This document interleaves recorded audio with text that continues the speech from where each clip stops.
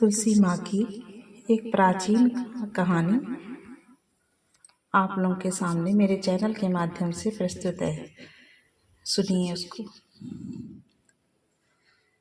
तुलसी विवाह के संबंध में कई कथाएं हैं।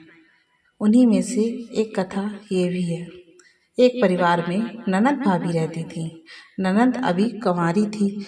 वह तुलसी की बड़ी सेवा करती थी, पर भाभी को यह सब मोटी आंख नहीं सुहाता था।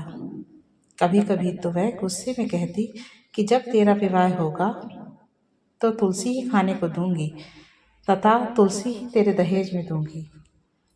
यथा समय जब ननद की शादी हुई तो उसकी भाभी ने बारातियों के सामने तुलसी का गमला फोड़ कर रख दिया। भगवान की कृपा से वह गमला स्वादिष्ट व्यंजनों में बदल गया।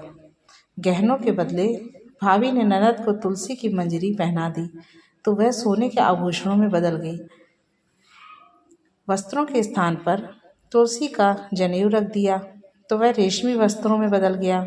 ससुराल में उसके दहेज आदि के बारे में बहुत बड़ाई हुई। इस पर भाभी को बड़ा आश्चर्य हुआ और तुलसी जी की पूजा का महत्व उसकी समझ में आ गया।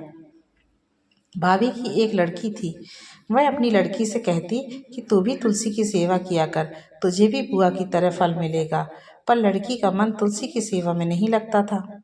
लड़की के विवाह का समय आया तो भाभी ने सोचा, जैसा व्यवहार मैंने अपनी ननद से किया उसी के कारण उसे इतनी इज्जत मिली, क्यों न मैं अपनी लड़की के साथ भी वैसा ही व्यवहार करूं। उसने तुलसी का गमला फोड़कर बारातियों के सामने रख दिया, परंतु इस बार मिट्टी मिट्टी ही रही। मंजरी व पत्ते भी अपने पूर्व रूप में ही रहे तथा जनेऊ जनेऊ ही रहा। सभी बाराती भाभी की बुराई करने लगे और ससुराल में सभी लड़की की बुराई कर रहे थे। भाभी ननद को कभी घर नहीं बुलाती थी। भाई ने सोचा मैं ही बहन से मिल आऊं। उसने अपनी इच्छा पत्नी को बताई तथा सौगात ले जाने के लिए कुछ मांगा। भाभी ने थैले में ज्वार भरकर कहा, और तो कुछ है नहीं, यही ले जाओ। वह दुखी मन से चल दिया। भला बहन के घर कोई ज्वार लेकर आता है। बहन के नगर के समीप पहुंचकर उसने एक गौशाला में गाय के सामने ज्वार का थैला उलट दिया।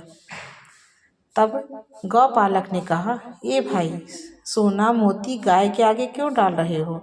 भाई ने उसको सारी बात बता दी तथा सोने मोती लेकर प्रसन्न मन से बहन के घर गया। बहन बड़ी प्रसन्न हुई।